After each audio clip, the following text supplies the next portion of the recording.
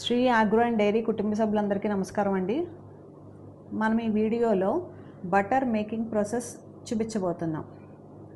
మన A2 ఆవు పాలతో 20 కనిపిస్తుంది చూసారా, 20 లీటర్ స్టీల్ క్యాన్లో ముందు రోజు రాత్రి పాలు తోడుపెడతాం అన్నమాట. ఈ తోడుపెట్టిన పాలు చక్కగా పొద్దున్నకి మంచిగా పెరుగులా తయారైంది, మంచి గడ్డ పెరుగులాగా. ఆవు పాలతో కూడా ఇలా గడ్డ పెరుగు చేయొచ్చండి. మీగడ చూడండి చక్కగా ఫామ్ అయిన పైన దీని నుంచి మనం మీగడ సపరేట్ చేయాలి.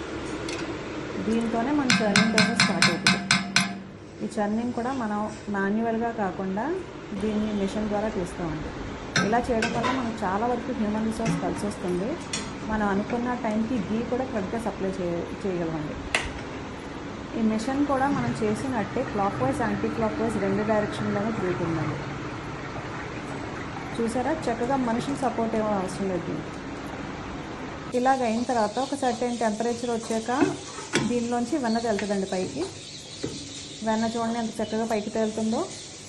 మనకి బటర్ ఫామ్ అయిన వెంటనే మజ్జిగ నుంచి సపరేట్ అయిపోయి పైకి తేలిపోద్దండి. ఈ వెన్నను ఇలా సపరేట్ అయిపోయిన తర్వాత దీనికి కొంచెం క్లీనింగ్ ప్రాసెస్ ఉంటుంది. చూడండి వెన్న చక్కగా తేలింది కదా. దీన్ని మనం నెయ్యి చేసే ముందు మళ్ళీ కొంచెం నీళ్ళలో శుభ్రం చేసుకోవాలండి. ఈ మజ్జిగని వెన్నని సపరేట్ చేస్తాం అన్నమాట. ఈ మజ్జిగ మనం పొలాలకి మొక్కలకి వాడతాము. మనకి మజ్జిగ అమృతంలాగా మా ఆర్గానిక్ ఫార్మర్స్కి. ఇప్పుడు చూడండి ఆ మజ్జిగలో సపరేట్ చేసిన వెన్న. ఈ వెన్నని మళ్ళీ మనం నీళ్ళతో శుభ్రం చేయాలి. మనం నీళ్ళతో శుభ్రం చేయకపోతే దీంట్లో వచ్చి మేగడ గోదావరిలా ఫామ్ అయ్యి మనకి నెయ్యి క్లారిటీ బాగోదండి.